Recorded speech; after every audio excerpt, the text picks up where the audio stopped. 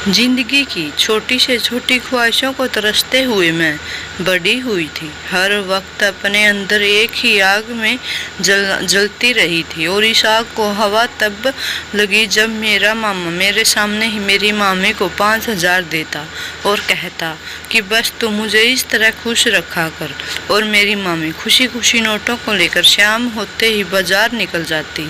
यह मंजर मैं जाने कितने महीनों से देख रही थी और अब तो मुझे जलन के साथ साथ शक भी होने लगा था कि मामी हर घूमराज की रात को ऐसा क्या करती है कि जो अगली ही सुबह मामू उसे 5,000 पकड़ा देते। 5,000 कोई मामूली रकम नहीं होती। मैंने तो कभी 500 भी एक साथ हाथ में नहीं पकड़े थे। मेरी बहुत सारी ज़रूरत और ख्वाहिश हमेशा अधूरी रह जाती थी और मैं चाहती थी कि मेरा पास भी इतने पैसे आ जाएं ताकि मैं अपनी मर्जी से अपनी ज़रूरतों को पूरा कर सकूं। लेकिन यह मुमकिन ही नहीं था क्योंकि मैं मामू मामी को दर पर पकड़ी हुई थी। इसलिए जब भी मैं मामू और मामी पर ऐसे पैसे लौटाता देखती तो मेरे दिल में एक हरकत पैदा हो जाती थी। एक दिन मामी ने मुझे किसी काम से बाजार भेजा तो पड़ोस वाली राशि के साथ बाजार चली गई। वहाँ मेरी नज़र एक लाल रंग के जोड़े पर पड़ी तो पलके झुकाना भूल गई। मैंने कभी इतना खूबसूरत जोड़ा नहीं पहना था। कीमत पूछने पर पता चला कि यह 5,000 का है और दुकान वाले एक पाई भी कम नहीं करने को तैयार थे। मैंने थोड़े थोड़े करके जो पैसे जोड़े थे वह सब मिलाकर भी कोई 800 बने थे। मेरा उतरा हुआ चेहरा देख के राशि कहने लगी, तेरे मामू तो बहुत अमीर है समीरा, उनसे क्यों नहीं कहती कि वह तुम्हें तेरी मर्जी और ज़रूरत की चीज़ें दिलवा दे। राशि की बात सुनकर मेरे दिल पर आंसू गिरने लगे। उसे क्या बताते कि मेरा मामू पैसे के मामले में तो बहुत अमीर है लेकिन दिल के बहुत ही छोटे हैं। पता नहीं इतने अच्छे से भी वह किसी तरह मेरे वजूद को खामोशी से अपने घर में बर्दाश्त कर रहे हैं, वरना मामी तो दिन रात उन्हें यही सबक सिखाती है कि वह मेरा हाथ पकड़कर मुझे घर से बाहर कर दे क्योंकि उनका इकलौता लाडला बेटा था जो मुझ पर दिल हार बैठा था। और यह बात मामी से किसी सूरत बर्दाश्त नहीं थी। मैं उनके इकलौते बेटे की ज़िंदगी का हिस्सा बन जाऊं। वह हमेशा मुझे यही बात कहकर मेरी ही नज़रों में गिरा देते कि तुझे तो तेरी माँ ने नहीं अपनाया, हम तो फिर भी तुझे अपने घर में रख कर तुझे 2 वक्त की रोटी खिला रही हूँ। और यह बात सुनकर मेरा दिल टूट जाता। मामी की बात में कोई झूठ नहीं था लेकिन फिर भी मुझे यह बात बर्दाश्त नहीं होती थी और मेरा दिल चाहता था कि मैं मामी का मुँह नोच लूँ। मैं अपनी ही सोचों में गुम खड़ी थी कि राशि ने मुझे जोर से हिलाया और कहने लगी, अगर पैसे नहीं हैं तो वापस चलो, कब तक इस जोड़े पर नज़र जमाए खड़ी रहोगी। तुम्हारे इस तरह देखते रहने से दुकान वाले को तुम पर तरस नहीं आ जाएगा। राशि की बात सुनकर मैं उदास और मुस्कुरा और अपना दिल उस जगह पर छोड़कर अपने कदमों पर घर लौट आई। ऐसी पहली दफ़ा नहीं हुआ था कि जब मुझे कोई पसंद चीज़ आई और मुझे उसे नहीं लिया। बचपन से ही आज तक हर चीज़ ही मैंने इस तरह ही छोड़ देती थी क्योंकि मैं अच्छी तरह जानती थी कि मुझ जैसी लड़कियों की ज़िंदगी में ख्वाहिश कोई नहीं होती।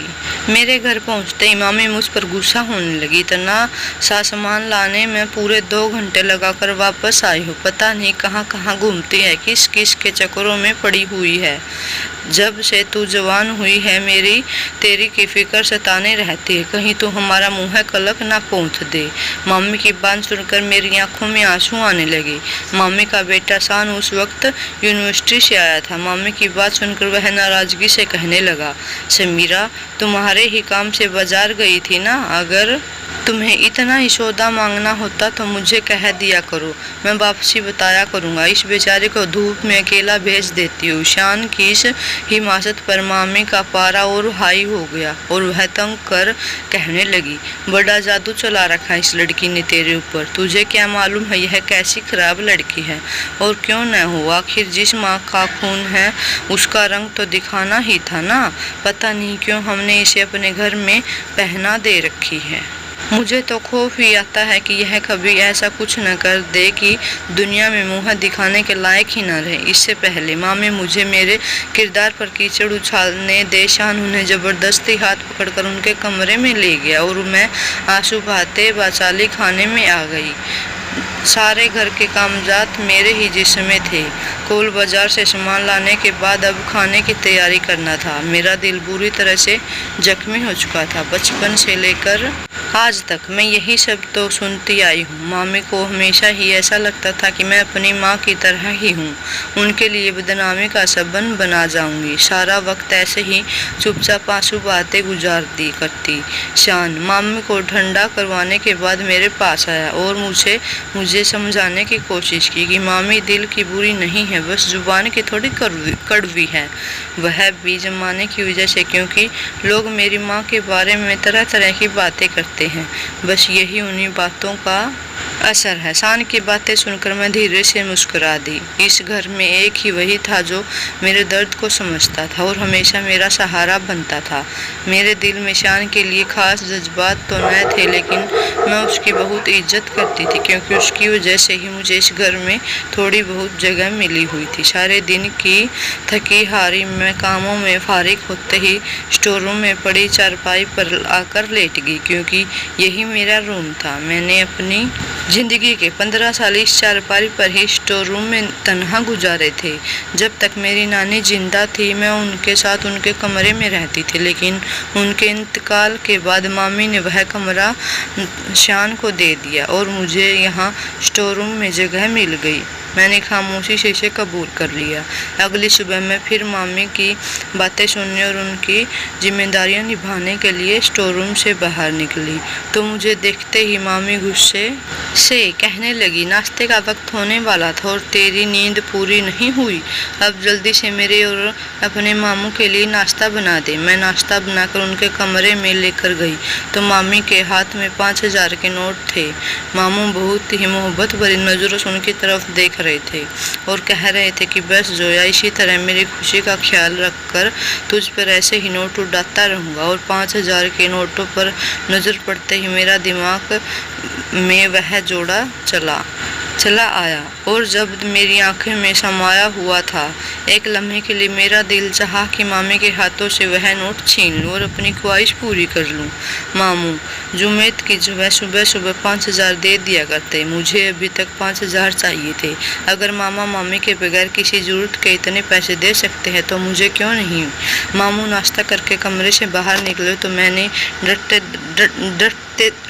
डरते उनसे कह दिया, मामू मुझे 5000 चाहिए। मामू ने अपनी नज़रों से मेरी तरफ देखा और कहने लगे, खैरियत तो है समीरा, तुझे इतने पैसे की क्या जरूरत आ गई है? इसे तुझे किसी चीज़ की कमी है? मामू की इस बात पर मेरी आंखें खुली और खुली की रह गई। चाहते हुए भी मैंने यह लहजे कह दिया कि यहाँ तो मुझे 2 वक्त की रोटी ही बड़ी मुश्किल से मिलती है, बाकी जरूरत तो दूर की बात है और ख्वाहिश के बारे में मैं सोच भी नहीं सकती। मेरी यह बात सुनकर मामू के चेहरे का रंग बदल गया था। तभी पीछे से आती मेरी मामी से पूछने लगा, यह सच्ची बात है? हजम नहीं हुई। उन्होंने एक जोरदार थप्पड़ मेरे मुंह पर देमा और कहने लगी, देखा, मैंने कहा था आपसे कि आपकी भांजी बड़ी बदतमीज है। आज आपने खुद ही जुबान देख ली। जब यह आपसे इस तरह बात कर रही थी तो सोचे आपके पीछे मेरे साथ कैसी जुबानदारी करती होगी। मामी की आंखों में झूठे आंसू आ गए और वह मामू के सामने खुद को कसूर साबित करते हुए कह रही थी, देखा आपने, हमने इससे खातिर क्या कुछ नहीं किया।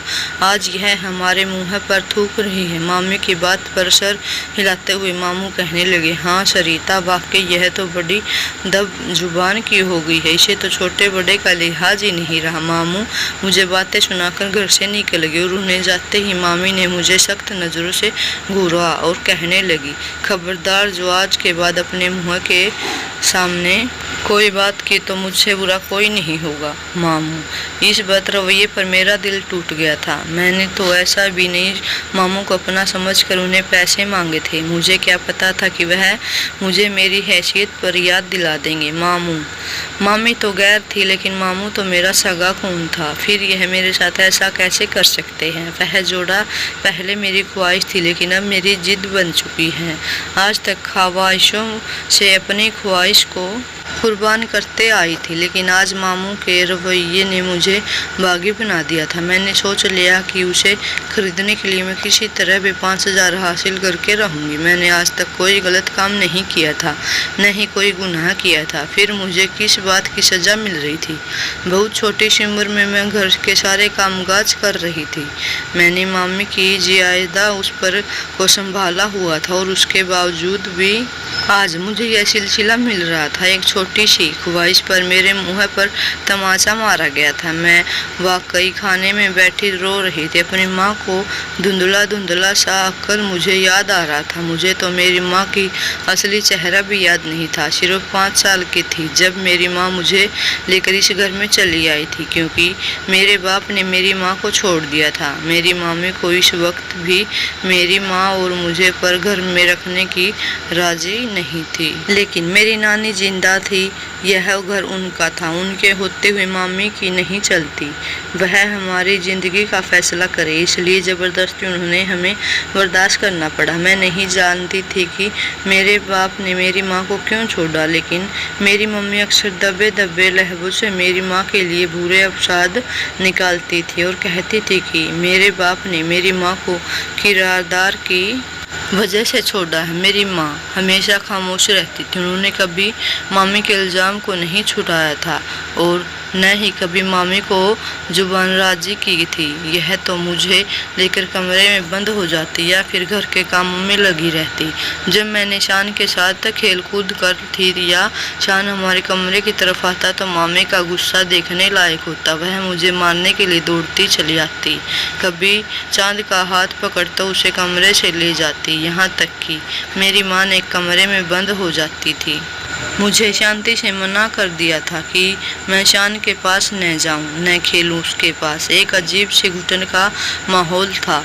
मेरे मामू भी मेरी माँ से ज़्यादा बातचीत नहीं करते थे। एक नानी ही थी जो इस घर में हमारी अपनी थी। एक साल इसी तरह रहते रहते गुजर गया और फिर एक दिन मुझे पता चला कि मेरी माँ को दुल्हन बनाया गया है। मैं अपनी माँ को देखकर बहुत खुश थी, लेकिन उस दिन मेरी माँ के चेहरे का रंग फीका पड़ा हुआ था। उनके चेहरे पर कोई भी खुशी नहीं थी और न ही जिंदगी के कोई आसार ऐसे लग रहे थे जैसे उन्हें जिंदा दफना दिया गया हो।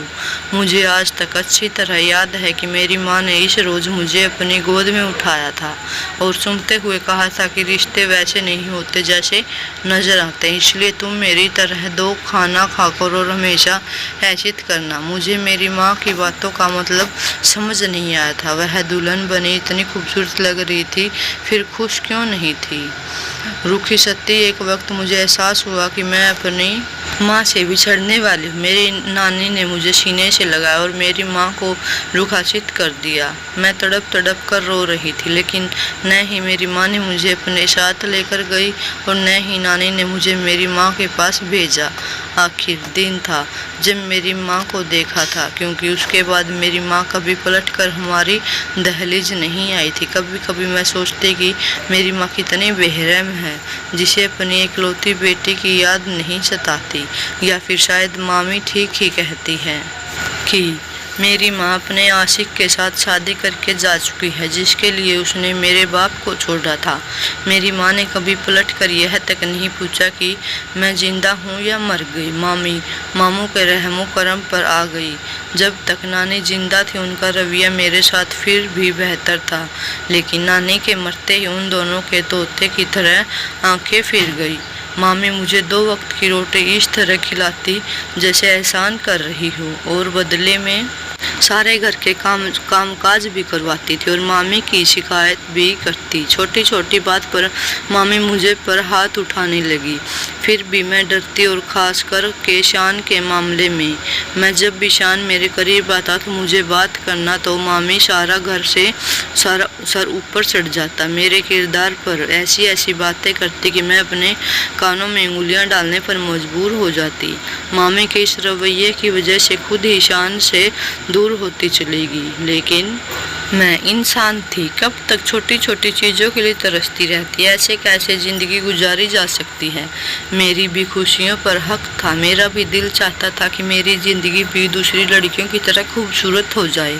और जब से मैंने वह सुरंग लाल रंग का जोड़ा देखा था, मेरा दिल और दिमाग वहीं रह गया था। और इसी जोड़े के लिए मैंने मांगने पर जिस तरह मामी से मेरी औकात याद दिलाई थी, मेरे दिल में एक आग लग चुकी थी। मैंने सोच लिया था कि मैं किसी भी तरह 5,000 हासिल करके रहूँगी। मेरे नज़दीक उसका एक ही हल था, मैं मामी की जगह मामू के पास चली जाऊँ और यह जानने की कोशिश करूँ कि वह किस बात से खुश होकर मामी को 5,000 देते हैं। फिर मैं भी वही काम करूँगी तो शायद मुझे भी इतने पैसे मिल जाएंगे। यह सोचकर मेरा दिमाग में चिपकी हुई थी। एक दिन रात यह सोच रही थी कि किस तरह मामी की जगह खुद को मामी के कमरे में चली जाऊं। और फिर एक दिन जब मामी ने मुझे सामान लेने के लिए बाजार भेजा तो मैंने अपने जमा पैसों में से नींद की दवाई खरीद ली। अब मुझे बुध और जुम्मे रात का इंतज़ार था। जब वो रात आई तो मैंने मामी के दूध के गिलास में नींद की दवा मिलाकर उन्हें पिला दी और फिर इंतज़ार करने लगी कब मामी सो जाए। और वह अपने कमरे में जाने से पहले लॉन्च पर लेटकर टीवी देख रही थी। आज वही दूध पीने के बाद मामी लेटकर टीवी देख रही थी। उन्हें इस सोफे पर नींद आ गई। मौके की ताक मैं थी। जब मैंने देखा कि वह गहरी नींद सो गई है, मैंने उनका वजूद घसीटा और उन्हें स्टोर रूम में ले जाकर अपनी चारपाई पर लेटा दिया। और मामी मेरे ही ऐसा साथ, इसलिए मैंने उसकी अलमारी से उनका एक जोड़ा निकाल कर पहन लिया। मामू रात को देर से घर आते और उन्हें आने से पहले ही मैं उनके बिस्तर पर मामी की जगह लेट चुकी थी। मैंने एक बड़े से दुपट्टे को अपने मुँह तक को लपेट रखा था और अपने बालों में मामी की तरह ही जूड़ा बना लिया था। मुझे बहुत ज़्यादा घबराहट हो रही थी क्योंकि मैंने बिना सोचे समझे उस कमरे में चली गई थी। मुझे तो यह तक मालूम नहीं था कि यहाँ क्या होने वाला था। काफ़ी देर बाद जब मामू कमरे में आए तो आवाज़ देखकर कहने लगे, जोया आज क्या बात है, बड़ी जल्दी सो गई। मैंने हल्की सी आवाज़ निकाली और कहा कि नहीं, मैं जाग रही हूँ। यह सुनकर मामू ने एक ऐसी बात कही कि मेरे होश उड़ गए। मुझे समझ नहीं आ रहा था कि मैं मामू की बात का क्या जवाब दूं। वह तो मुझे मामी समझकर वह खुद कह बैठे थे जिसका मैं सोच भी नहीं सकती थी। मेरी आंखों के सामने अंधेरा आने लगा। मेरे मामू इस कदर गिरे हुए इंसान थे, मैं सोच भी नहीं सकती। मुझे मामी समझकर मामू मेरे करीब आ गए और जैसे ही मेरे चेहरे से दुपट्टा हटाया तो उनके चेहरे का रंग उठ गया। वह गुस्से में कहने लगे, तुम यहाँ क्या कर रही हो। मेरी आंखों में टप टप आंसू गिरने लगे थे। मैंने कहा कि मैं जान गई हूँ कि आप मामी को 5,000 क्यों देते हैं। आप मेरे साथ ऐसा कैसे कर सकते हैं। मैं आपका अपना खून हूँ और आपने तो मेरे ही साथ इतना बड़ा धोखा कर दिया। मेरी बात सुनकर मामू सर झुकाकर खड़े हो गए और कहने लगे, तेरी माँ हमेशा से हमारी खाला के बेटे फरहार से मोहब्बत करती थी। वह नहीं चाहती थी कि उसकी शादी कहीं और हो, लेकिन मेरे और फरहार के दहलीज किसी बात का कोई झगड़ा नहीं हुआ था और इसलिए मैंने तेरी माँ की शादी फरहाल सेनाक से करवा दी, अपने एक दोस्त से करवा दी। लेकिन माँ बहुत सीधी सादी थी।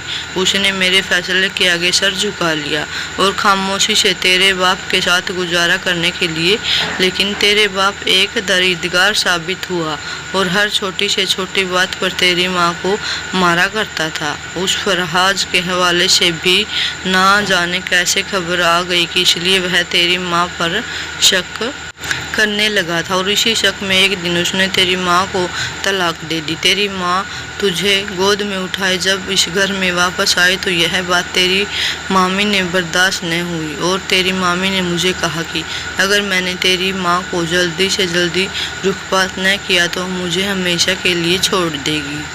मैं नहीं चाहता था कि मैं अपनी पत्नी से बड़ी जायदाद के बंटवारे करूं, लेकिन मैंने तेरी मामी से कहा कि वह तेरी माँ के लिए एक जल्द ही जल्द रिश्ता अच्छा सा देखेगा।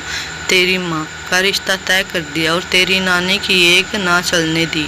नानी ने बहुत कहा कि यह किसी आदमी से भी अपनी बेटी की शादी नहीं करेगी, लेकिन तेरी मामी ने नानी को समझाया कि वह एक बेटी की माँ है, कोई शादी नहीं करेगा। इससे अच्छा है जल्द से जल्द उसका घर बस जाए। वैसे भी मेरे भाई का इलाज चल रहा है। तेरी नानी ने न चाहते हुए भी तेरी मामी के पागल भाई से शादी करवा दी, क्योंकि तेरी मामी ने तेरी माँ को और फरहान की मोहब्बत के किस्से के ज़माने में फैल गए थे और सबको यही बताया था कि तेरी माँ की तलाक फरहान ही वजह से हुई है। जबकि सच तो यह है कि तेरा पहला बाप एक सालिम और दरिद्र इंसान था। तेरी माँ इस घर में रुखपात होकर गई थी। तेरी मामी ने कभी यहाँ पलट कर आने ही नहीं दिया। तेरी नानी भी मरने मरते आधी जायदाद तेरे नाम और आधी जायदाद तेरे नाम कर दी। इस बात की वजह से तेरी मामी तुझे बर्दाश्त करने पर मजबूर हो गई है, क्योंकि तेरी मामी नहीं चाहती थी कि तू इतनी आसानी से आधी जायदाद हासिल कर ले।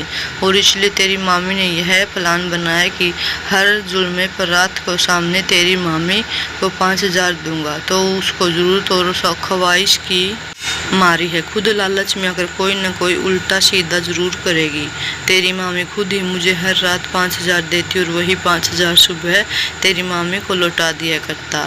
तेरी मामी को लगता था कि तू इन पैसों को चुराने की कोशिश करेगी और हम तुझ पर चोरी का मुकदमा करवाएंगे, या फिर जब यह बात शान को पता चलेगी तो तुझे इस घर से निकाल देगा और तुझे इस घर से निकालने के बाद हमें आसानी होगी। लेकिन तूने तो अपनी मामी की जंगला रात इस कमरे में आकर हमारा सारा ज्ञान ही नाकाम कर दिया और यह जान लिया कि दरअसल मामू ने कमरे में आते ही आवाज़ देकर मुझे कहा था कि जोया चल वही 5,000 मुझे वापस देख दे, कि सुबह सुबह मैं अपनी भांजी के सामने तुझे वह पैसे देकर उसके दिल में लालच डाल सकूं। मैं जान गई थी कि मामू मामी ने यह सब कुछ जानबूझकर किया था। मुझे तो यह भी मालूम नहीं था कि मेरे नाम पर आधी जायदाद है, तो मुझे भला इस याददाश्त का लालच कैसे हो सकता है। मैंने रोते हुए मामू से कहा, आप इस कदर गिर जाएंगे मुझे सोचा भी नहीं था। जायदाद के लालच में आपने अपनी बहन की शादी एक पागल आदमी से करवा दी, उसे अपने ही बेटी से दूर कर दिया और जायदाद के लालच में आप मुझे चोर साबित करना चाहते थे। यह क्या जायदाद आपके लिए रिश्ते से भी ज़्यादा कीमती हो गई है?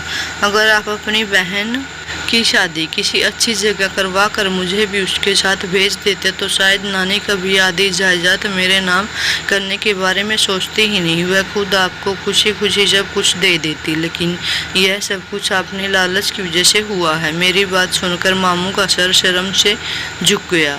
मैं आपकी सारी जायदाद वापस कर देती हूँ, मुझे एक भी नहीं चाहिए। मैं तो बस कुछ ज़रूरत और इज्जत की मोहताज थी, और अगर आप खुद खुश दिल से मेरी ज़रूरत पूरी कर देते और बार बार मुझे मेरी माँ को बंद कार पर न कहना करता, शायद मैं कभी ऐसा कदम न उठाती। मैं रोते हुए मामू से कमरे से निकल आई। मामू अब तक मेरे कमरे में बेहोश पड़ी थी। जायदाद के लालच में जो कुछ मेरे मामू मामा ने मेरे साथ किया कालिम यदा थी, लेकिन यह दुनिया इतनी खुर्दगर्ज और लालची हो चुकी है कि मैंने खुशी खुशी अपनी जायदाद मामू के हवाले कर दी और उनके कहकर खुद अपनी माँ के घर चली गई। वह अपने पागल शोहर के साथ एक मुश्किल ज़िंदगी गुजार रही थी। मैंने सोच लिया था कि मैं अपने उनके साथ रहकर उनके दुख में उनका साथ बनूंगी। क्या आप लोगों ने कभी सगे रिश्तों को इतना अवतार देखा है? जायदाद के लालच में वह अपनी ज़िंदगी तबाह करने को तैयार हो जाते हैं। दोस्तों, आपको यह कहानी कैसी लगी मुझे कमेंट बॉक्स में ज़रूर बताएं। धन्यवाद। Thanks for watching.